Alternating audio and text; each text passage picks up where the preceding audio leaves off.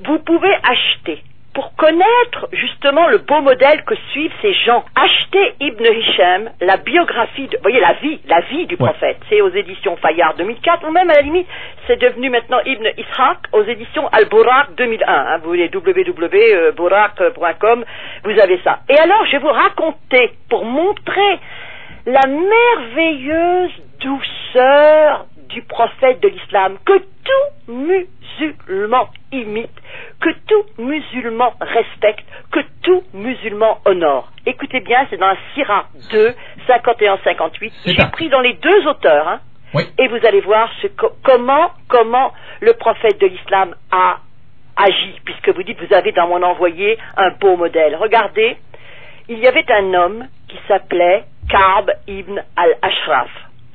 C'était un homme, il était juif par sa mère, hein, des Banu Nadir, et c'était un poète, il était puissant, riche, un bel homme, et quelqu'un qui se moquait du prophète, mais alors vraiment.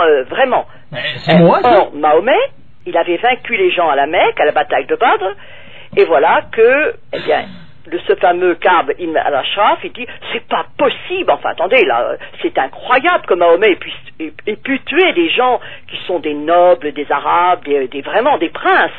Si cela est vrai, franchement, je préférerais être sous terre que de vivre dans la honte. Alors c'est vrai qu'il s'est rendu à la Mecque et puis il a excité les gens contre le prophète en disant, mais attendez, réagissez là, c'est impossible ce prophète, etc. Et puis il a fait des méchants poèmes en disant les femmes musulmanes c'est des putes, il a fait des méchants poèmes contre les compagnons. Et alors écoutez bien, page 21, d'après ce qu'a rapporté Abdallah ben al-Mughith ben Abu Burda, l'envoyé d'Allah sallallahu alayhi wa sallam dit, écoutez bien cette phrase, l'envoyé d'Allah, prophète venant de Dieu, messager respecté sur toute la surface de la terre, qui me débarrassera d'Ibn al-Ashraf? C'est dans le premier texte. Et dans l'autre texte, c'est qui me débarrasserait d'Ibn al-Ashraf? Vous imaginez un homme qui dit ça, hein? Et tout de suite, il y a Muhammad ben Maslama qui répond, moi, ô envoyé d'Allah, je m'en chargerai, je le tuerai. Et l'envoyé d'Allah répond, l'envoyé d'Allah, prophète, bon l'Éternel dit, fais-le si tu peux. Est-ce que c'est... Regardez comme c'est, fais-le si tu peux, hein, c'est-à-dire, essaie de le tuer. Il faut dire que l'autre, il est super bien protégé, il appartient, vous voyez, juif par sa mère, puis un juif riche de Médine. Mohammed ben Maslama parti, mais voilà que le bonhomme, il reste 3 jours sans manger ni boire. Et alors le prophète, qui est extrêmement psychologue, il dit, mais pourquoi tu ne manges plus et tu ne bois plus? Et Ibn Maslama répond, oh envoyé d'Allah, j'ai fait une promesse, mais je ne sais pas si je peux la tenir. Et l'envoyé d'Allah répond, ton devoir est seulement de t'y appliquer avec zèle et assiduité. Vous voyez l'hypocrisie? Il faut que tu fasses tout pour essayer de le tuer, mais bon, si tu n'arrives pas... Alors Ibn Maslama dit, mais oui, mais nous serons obligés de dire des paroles trompeuses. Et c'est marqué dans le texte sous-entendu, pour le tuer, il faudra mentir, quoi.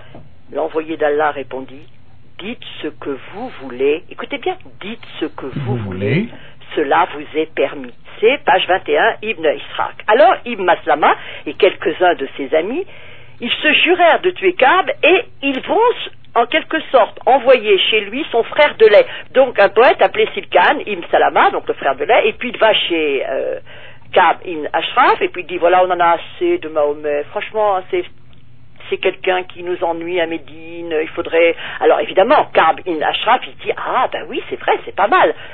Et voilà comment ils vont procéder. Dans la nuit, son frère de lait l'appelle, il descend.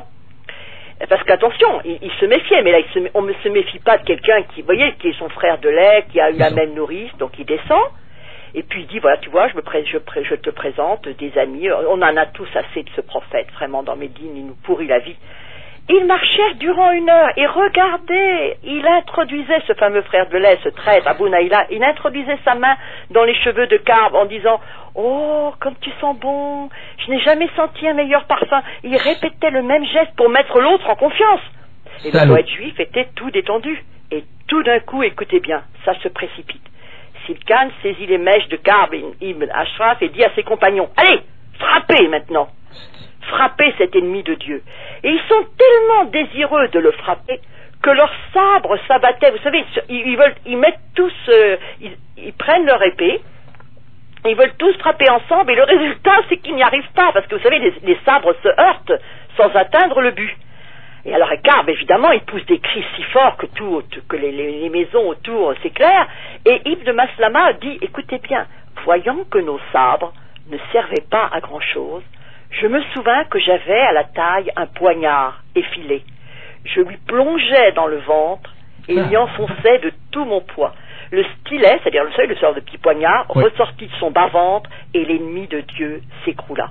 Et dans Ibn Ishaq, on parle, c'est pas un poignard, on dit que c'est un couteau. Vous voyez qu'on dit, quand je vis que nos épées ne servirent à rien, je me suis souvenu d'un couteau attaché à mon épée, je le pris et l'enfonçai dans le bas-ventre, et je me pressais sur lui jusqu'à ce que j'atteignis le pubis.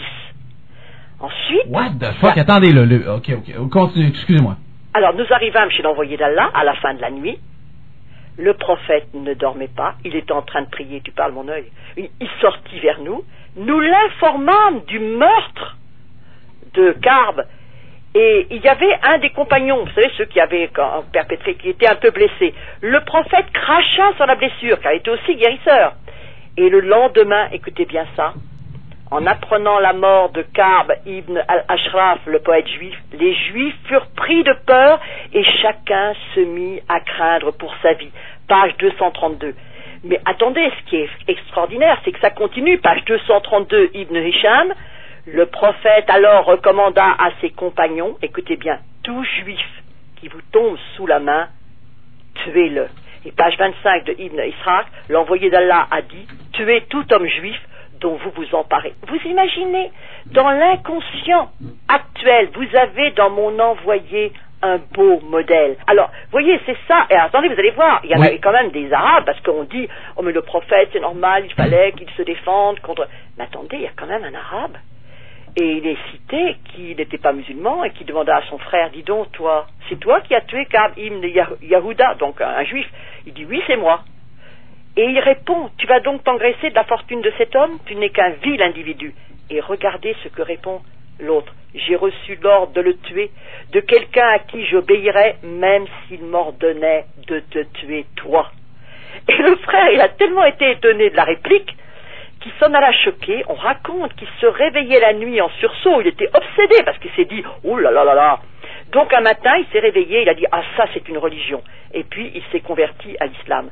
Parce que son frère avait dit, dans l'autre chez Ibn Hisham, je jure par Dieu que si Mahomet m'ordonnait de couper ton cou, je le ferais. Alors, vous allez dire, ça c'est une...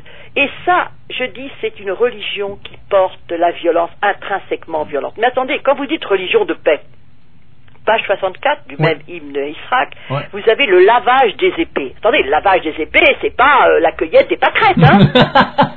Ah non, je pensais que c'était ça, justement. Regardez ce que Ibn Ishaq dit. Lorsque l'envoyé d'Allah est rentré chez lui, il donna son épée à sa fille Fatima et lui dit, lave le sang qui s'y trouve, ma fille. En effet, elle m'a bien servi aujourd'hui. Mais il y a mieux, non seulement ce n'est pas une religion douce, une religion de violence, non seulement ce n'est pas une religion de paix, mais une religion d'épée, et vous voyez, où là vraiment il y a le sang et l'épée, mais c'est que, devinez qui les aide, page 272, Ibn Hisham. D'ailleurs, le traducteur n'a même pas osé traduire. Il dit Jibril apporta au prophète l'ordre de combattre les Quraïza, la tribu. Vous savez qui c'est Jibril? Mais c'est comme Ismaïl pour vous, c'est Gabriel, l'ange Gabriel. Alors tenez-vous bien, on est en plein délire. Le même jour à midi, Jibril, c'est-à-dire Gabriel, l'ange Gabriel, vint voir le prophète. Envoyé de Dieu, demanda Jibril, tu as donc déposé les armes? Oui. Ah, les anges ne l'ont pas encore fait. Dieu t'ordonne, Muhammad, d'aller combattre le clan juif des Banu Quraïza. Moi-même, j'y vais de ce pas. Et j'ai l'intention de faire trembler la terre sous leurs pieds. Jibril, envoyé de Dieu, tu ne dois pas t'approcher de ces hommes méchants. Il s'agit des juifs, hein. Pourquoi? Les as-tu donc entendus dire du mal de moi? Alors, vous voyez, alors vous vous dites, non seulement Vous avez à m'en envoyé un beau modèle. Mais même les anges se mêlent d'ordonner de combattre. Voyez ce qui est. C'est absolument incroyable. Et pour on dit carrément l'exécution. Alors non seulement il y a eu Ka'b ibn Ashraf d'exécuter, mais il y a l'exécution d'un autre qui s'appelle Huyay ibn Akhtab, Sira 2, 241. On fit venir ce pauvre monsieur, Huyay ibn Akhtab, devant le prophète. Il avait les mains ligotées autour du cou. Il portait un manteau d'un rose éclatant qu'il avait en quelque sorte tailladé partout. Vous savez, il avait coupé pour que les geôliers, ceux qui le gardaient, n'aient pas envie de le voler. Et il s'adressa à l'assistance. Nous acceptons l'ordre de Dieu, dit-il. C'est une tuerie que Dieu a décidé d'inscrire dans le destin du peuple d'Israël. Puis il s'assit, et c'est ça qui est important, parce que vous allez penser à quelque chose comme moi, et le prophète lui trancha la tête. Comment voulez-vous que des gens qui imitent le prophète ne disent pas, puisqu'il l'a fait lui, eh bien nous le ferons comme lui. Puisque vous avez en m'en envoyé un beau modèle, et que par conséquent celui qui obéit au prophète obéit à Dieu, puisque le prophète a tranché la tête, pourquoi, moi, musulman, je ne trancherai pas la tête? Je vous pose la question, Ismaël. Pourquoi? Pourquoi nous dit-on que l'islam est paix, tolérance, douceur, quand moi, qui travaille ça depuis des années, il suffit que j'ouvre une page au hasard et je vois que c'est du sang, de la violence, l'ordre de combattre, l'incitation à tuer, l'incitation à la haine du non-musulman. Vous voyez, je ne parle même pas des femmes. Ce qui est grave, c'est l'ordre de supprimer, de combattre, de tuer le non-musulman.